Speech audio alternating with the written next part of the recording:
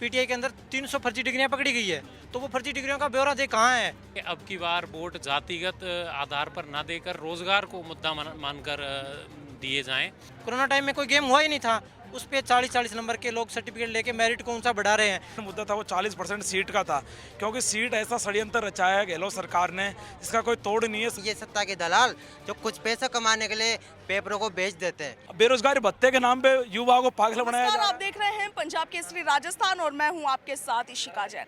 राजस्थान बेरोजगार एकीकृत महासंघ के प्रदेशाध्यक्ष उपेंद्र यादव ने आज राजस्थान में एक बार फिर से हुंकार भरी और युवा बेरोजगार सम्मेलन का आयोजन किया। बेरोजगारों के सम्मेलन में हजारों युवा जो है पूरे प्रदेश भर से यहां पर जुटे। राजधानी जयपुर के त्रिवेणी नगर में सम्मेलन का आयोजन किया गया।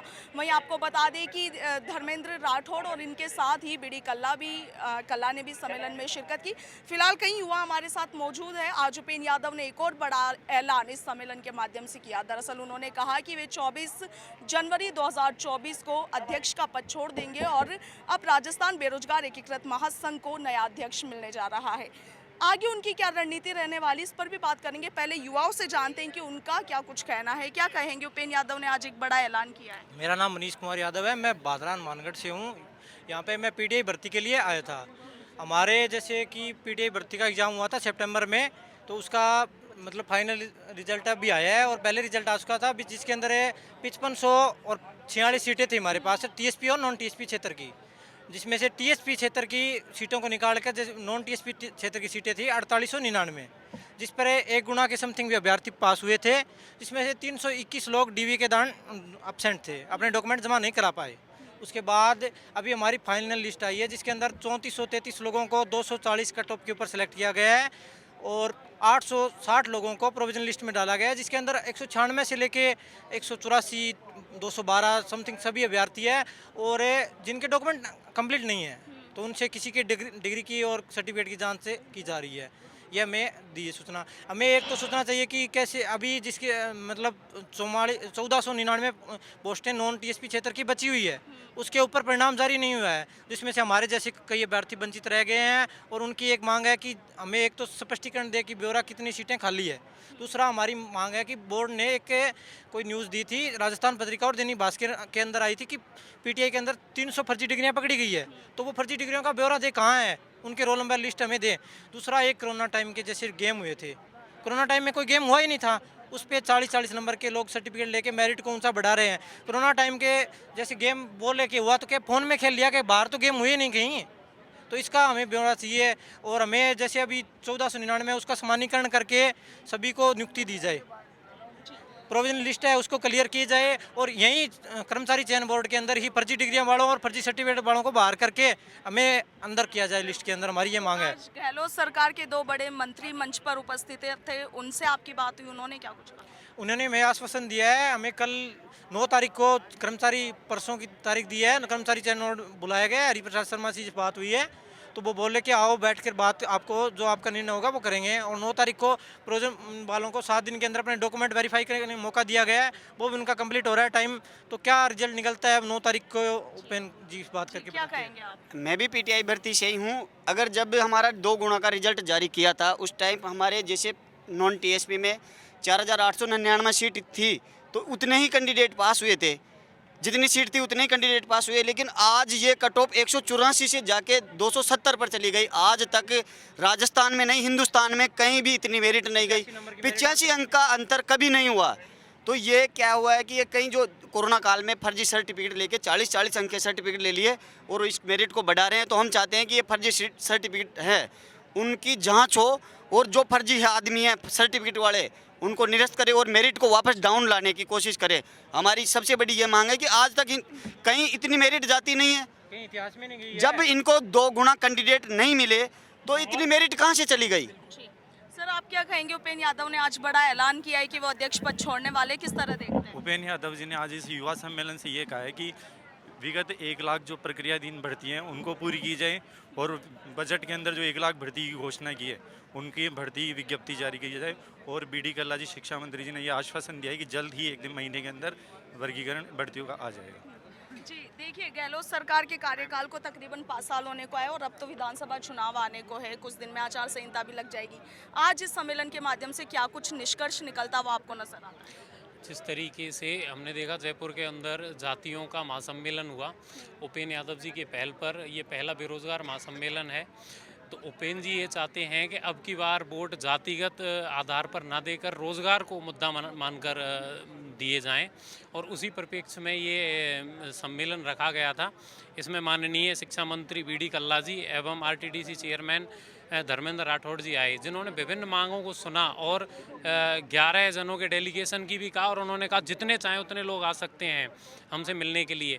और रहा उपेंद्र जी का पद छोड़ने के लिए, तो उपेंद्र जी ने कहा था कि कमेटी बना दी जाए या एक युवा बेरोजगार बोर्ड बना दिया जाए, तो फिर इस बेरोजगार संघ की आवश्यकता ही नहीं है। तो उस में बी डी कल्ला जी ने और धर्मेंद्र राठौड़ जी ने आश्वासन दिया है कि वो सीएम के पास इस बात का प्रस्ताव रखेंगे कि एक इस तरीके की मांगों को निस्तारण करने के लिए कमेटी का उन्होंने कहा है कि एक कमेटी बना दी जाए जिसके लिए। तो फिर उपेंद्र यादव जी भी सही कह रहे हैं, जब इस तरह की कमेटी या बोर्ड का अगर बन जाएगा तो इस तरीके से किसी को अनशन और धरना देने की ज़रूरत नहीं होगी, एक माध्यम बन जाएगा सरकार के लिए। और रही बात उपेंद्र जी के पद छोड़ने के लिए, तो मैं इतना डिजर्विंग पर्सन नहीं देखता हूँ पूरे राजस्थान में जिसने अपने पैसे अपने बलबूते कम से कम 13 बार अनशन किया है उन्होंने, 10-10 दिन 11-11 दिन 5-6 बार आईसीयू गए हैं, और अपने पैसों से कितनी बार जेल गए, और कितनी बार और लोगों ने आक्षेप भी उनके ऊपर लगाए पैसे खाने का, जबकि कहीं भी एक पैसा किसी का भी उन्होंने आज तक नहीं लिया है। अपने यारों दोस्तों अपने व्यवहार से उन्होंने आज भी आप देखो इतना बड़ा कार्यक्रम किया है, जो भी या किसी से कुछ मांगकर किसी से कुछ मांगकर, पर बेरोजगारों से उन्होंने एक पैसा नहीं लिया है। तो इस प्रकार हम देखते हैं कि मुझे तो नहीं लगता कि इस प्रकार का कोई व्यक्तित्व हो कि जो उपेंद्र जी को, और उन्होंने तो ऐलान कर दिया है ना। हाँ नहीं, उन्होंने ऐलान कर दिया, उसके पीछे उनकी क्या मंशा है, पर उनके ऐलान करने के पीछे एक सकारात्मक व्यू है। वो कहना चाहते हैं कि युवा बोर्ड अगर बन जाएगा तो मेरी आवश्यकता ही नहीं होगी, या फिर कमेटी गठित हो जाएगी और वो अपना कार्य ठीक से करेगी, तो फिर उपेंद्र जी की किसी की भी जरूरत नहीं पड़ेगी। जी क्या कहेंगे सर आप?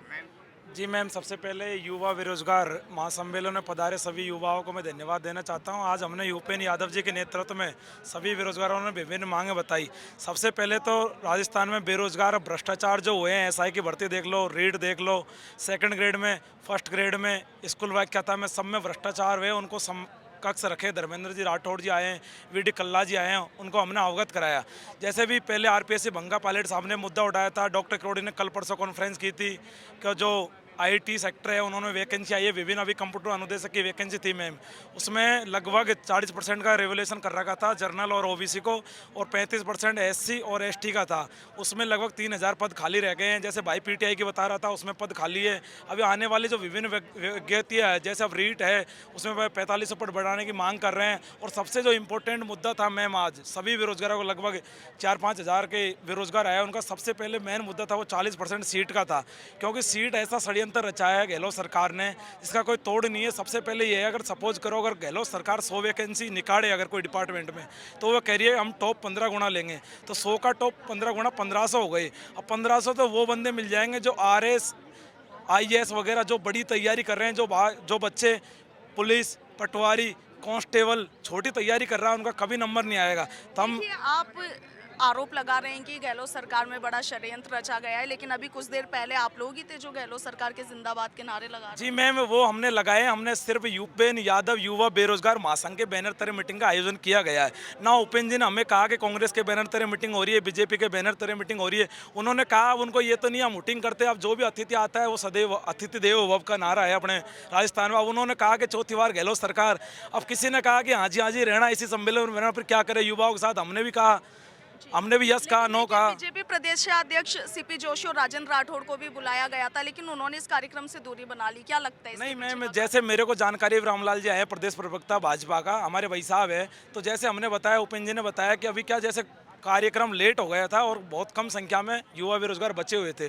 तो खुद ने रामलाल जी ने फ़ोन करके, सीपी जोशी जी के बारे में तो मेरे को जानकारी नहीं है, लेकिन राजेंद्र जी राठौड़ को फ़ोन करके मना किया था कि अभी स्थगित कर दिया गया प्रोग्राम को। दोबारा जब भी मीटिंग हो गया, उपेंद्र जी ने 11 सदस्यीय जो बेरोजगार भाई है उनके साथ मीटिंग रखने के लिए सीएम हाउस का निमंत्रण दिया है धर्मेंद्र राठौड़ जी ने। अब देखते हैं मैम क्या होता है, लेकिन मैं तो मीडिया के माध्यम से यही निवेदन करूंगा कि बिल्कुल जितने भ्रष्टाचार, शायद मेरी उम्र अब 25 हो गई है, गहलोत सरकार के देखें वो कहीं नहीं देखे। सचिन पायलट जी लगातार जन संघर्ष यात्रा निकाली, उसमें पायलट साहब ने मुद्दा उठाया कि भाई जो अपनी आरपीएससी है उसको भंग किया जाए। आज उपेंद्र भाई ने भी एक थोड़ी सी गलती की, उसके भाषण में आप देखना में उन्होंने ये बोला कि आरपीएससी को भंग नहीं करेंगे। तो सचिन पायलट ने ये नहीं कहा कि आरपीएससी को भंग करो का, जैसे यूपीएससी है, आरपीएससी है, आरएसएमएसबी है, ऐसे नाम बदलने के लिए नहीं कहा। पायलट साहब ने सिर्फ ये कहा कि जो सदस्य है, चेयरमैन है संजय छोत्रिय जी है, कटारा जी है और लगभग 8 से 10 सदस्य है, उनकी नियुक्ति जैसे कोई प्रोटोकॉल हो, जैसे कोई वैज्ञानिक हो, इंजीनियर हो, आईएएस हो, आरएस हो, समाचार जगत से हो, विज्ञान जगत से हो, अलग अलग कहीं से भी हो, ऐसे लोगों को उसमें पदोन्नति मिलनी चाहिए जिससे भ्रष्टाचार कम हो। और सबसे बड़ा मैम आप भी जानते हो, पूरा राजस्थान जानता है, देश जान जाता है, लगभग 15 से 20 लाख युवा बेरोजगार है। उसको पायलट साहब ने मुद्दा उठाया था कि सबको मुआवजा दी जाए। अब मैं बामनवास के छोटे से ग्राम पंचायत खेड़ली है, जिसको गुजरा हाईकोर्ट के नाम से जानते हैं, मैं वहाँ से बिलोंग करता हूँ मैम।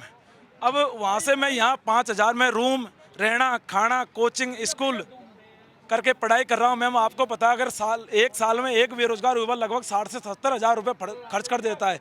बेरोजगारी भत्ते के नाम पे युवाओं को पागल बनाया जा रहा है कि कहीं पंचायत समिति में, नगर निगम में और तहसील में, आईओटी में, उस जगह लगभग 2 से 4 घंटे की उसको रोज़गार दिया जा रहा है, उसके बेकाबू में ना तो बेरोजगार युवा पढ़ाई कर पा रहा। तो मैं तो यही निवेदन करूँगा, पायलट साहब बिल्कुल हक की लड़ाई लड़ रहे हैं, डॉक्टर किरोड़ी लाल हक की लड़ाई लड़ रहे हैं, हनुमान बेनीवाल जी हक की लड़ाई लड़ रहे हैं और भाई उपेंद्र भी अपनी हक की लड़ाई लड़ रहे हैं। लेकिन अब बहुत सारे लोग कह रहे हैं कि उपेंद्र जी ने अब कांग्रेस पार्टी ज्वाइन कर ली, बीजेपी ज्वाइन कर ली, आरएलपी का दामन थामेंगे, आप आदमी पार्टी ज्वाइन करेंगे। ऐसा कुछ भी नहीं है। अब सरकार कांग्रेस की है जो दिसंबर तक रहेगी, 4 महीने बाद में आचार संहिता लगने वाली है। विधानसभा चुनाव आने वाले हैं, अब क्या अब मैम हम सबसे पहले तो ये राजस्थान के लगभग 7 करोड़ जनसंख्या है, पूरी आबादी, पहला काम तो ये है हम धर्म जाति पात के नाम पर चुनाव नहीं होने देंगे, हाउ एनी कंडीशन में कैसे भी हो। हम सिर्फ बेरोजगारों के नाम पे, किसानों के नाम पे, भ्रष्टाचार मुक्त, जीरो टॉलरेंस जो कांग्रेस बार बार में कहती आई है कि हम भ्रष्टाचार मुक्त करेंगे। सबसे बड़ा भ्रष्टाचार तो गहलोत जी और डोटा सराज जी है। बताओ, रीट में इतना भ्रष्टाचार,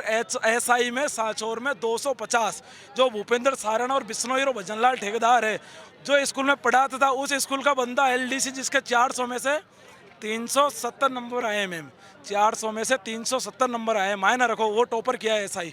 और लगभग 250 बंदा अकेले सांचौर से, जालोर से। अब ये तो ही नहीं है, 800 और कुछ वैकेंसियाँ थी, 859 कि भाई अकेले सांचौर के ही पढ़ने वाले हो। हर राजस्थान के हर युवा पढ़ते हैं, उत्तर से दक्षिण, पूर्व से पश्चिम तक। तो हम तो सब आपके पंजाब केसरी मीडिया के माध्यम से, आपके माध्यम से, सभी बेरोजगार युवाओं के माध्यम से यही है कि भाई उपेंद्र यादव अपनी आवाज़ को बुलंद रखे, सचिन पायलट जी अपनी आवाज़ को बुलंद रखे, किरोड़ी लाल जी आवाज़ को बुलंद रखे। क्या कहेंगे सर आप? मैम मैं भिलवाड़ा से आया हूँ, मेरा नाम मनीष कुमार शर्मा है। मैम जब विषय शिक्षक संघ की भर्ती आई थी विषय शिक्षा के अंदर, लेकिन सबसे ज़्यादा स्टूडेंट लर्निंग डिसेबिलिटी अधिगम असमता और सीपी वाले हैं, फिर भी इन दोनों की सब मतलब वैकेंसी नहीं आई है। और जबकि एमआर एचआई वीआई की वैकेंसी आई है, मैं उनका भी सम्मान करना चाहता हूँ मैम। लेकिन आज जब उपेंद्र भाई से हम मिले तो उपेंद्र भाई ने कहा था कि भाई आपकी मतलब वहाँ सचिवालय में मुलाकात करवा दी जाएगी अधिकारियों के साथ, और हमें पूरा आश्वासन दिया गया है कि भाई आने वाली भर्ती के अंदर जो भी निर्णय होगा वो पूरा लिया जाएगा और आपकी भर्ती निकाली जाएगी। मैम हम ये कहना चाहते हैं कि उपेंद्र भाई जैसे मतलब निस्वार्थ भाव और निःशुल्क जो सुविधा इन्होंने मतलब बेरोजगारों के साथ कर रखी है, इसका मैं पूरा धन्यवाद देता हूँ उपेंद्र भाई को। और ये जो मतलब सब कुछ कर रखा है इन्होंने, जैसे अभी आप देख सकते हैं युवा इनके मतलब आगे पीछे लगे रहते हैं, क्योंकि मैम ये जो युवाओं की धड़कन है, युवाओं की बात सुनते हैं, इसका पूरा सहयोग दिया जाता है। इसी के साथ ही मैम मैं कहना चाहूँगा कि चुनाव आने वाले हैं, क्या कहेंगे? मैम चुनाव आने वाले में तो एक चीज़ बोलूँगा, क्योंकि जिस प्रकार गहलोत सरकार ने वादा किया था तो वादा इन्होंने कहीं ना कहीं निभाया तो है, लेकिन वो भ्रष्टाचार के प्रति निभाया इन्होंने। क्योंकि इन्होंने वादा किया था हम नौकरी देंगे, हालांकि नौकरी तो ये दे रहे हैं लेकिन इसमें भ्रष्टाचार कर रहे हैं। क्योंकि राजस्थान का इतिहास का सबसे बड़ा मेरी उम्र 20 साल हो गए, इतिहास में पहली बार मैंने ऐसा राज्य देखा है जहाँ पर बार बार पेपर लीक हुआ है। उसकी जाँच बोलते कि इसकी जांच कराएंगे, लेकिन इसकी जांच कब कराएंगे? जहाँ तक पेपर लीक होता है, जहाँ तक वो बच्चा कहीं ना कहीं आज देश में आत्महत्या करने का सबसे बड़ा कारण क्या है? पेपर लीक हो जाता है। क्योंकि जो बच्चा पेपर देने आ जाता है वो कहीं ना कहीं गाँव ढाणी छोटे छोटे गाँव से आते हैं। वो बच्चा, उसके माता पिता कैसे पढ़ाते हैं उनको? कोई माता पिता है जो अपनी फटी बुशेड में फटी चप्पल में अपनी दिन गुजार देते हैं और वो बच्चे को पढ़ाने में अपनी ज़िंदगी गुजार देते हैं। लेकिन ये सत्ता के दलाल जो कुछ पैसा कमाने के लिए पेपरों को बेच देते हैं। मैं इनसे बोलना चाहता हूँ कि आप सत्ता में आने के बाद अपनी भूल जाए कि हम पेपर लीक कराएंगे, क्योंकि युवा जाग चुका है। इस बार 2023 का जो चुनाव होगा ये युवा चुनेगा, चाहे कांग्रेस चुने चाहे बीजेपी चुने। युवा किसी पार्टी का कोई गुलाम नहीं है, क्योंकि आजकल चला है भारत में, आपको बता दूं, मैं भारत एक कृषि प्रधान देश है, लेकिन आज के वर्तमान टाइम में भारत एक जाति प्रधान देश हो रहा है, क्योंकि हर जगह जातियों के लिए वोट दिए जा रहे हैं। कोई किसी जाति का सम्मान कर रहा है। आप बात करें तो युवाओं की बात करो, आप बात करना चाहते हो स्वास्थ्य की बात करो, आप बात करना चाहते तो बेरोजगारों को रोजगार देने की बात करो मैम। और मैं उन सभी कांग्रेस के चाहे बीजेपी के चाहे किसी पार्टी का कोई भी नेता, उनसे मैं आज निवेदन करना चाहता हूँ, आज जोड़ कि आप जब भी सत्ता में आए तो अपना युवाओं के लिए आवाज़ बुलंद करो, क्योंकि आप तो जिस तरीके से आप युवाओं को सुन सकते हैं कि सम्मेलन में जितने भी युवा यहाँ पर मौजूद है, सब में फिलहाल गहलोत सरकार के खिलाफ खासा आक्रोश व्याप्त है। भ्रष्टाचार, पेपर लीक जैसे मुद्दों को लेकर युवाओं में काफ़ी आक्रोश है। युवाओं का कहना है कि गहलोत सरकार में जो भ्रष्टाचार हुए, जितने पेपर लीक हुए वो आज तक कभी नहीं हुए।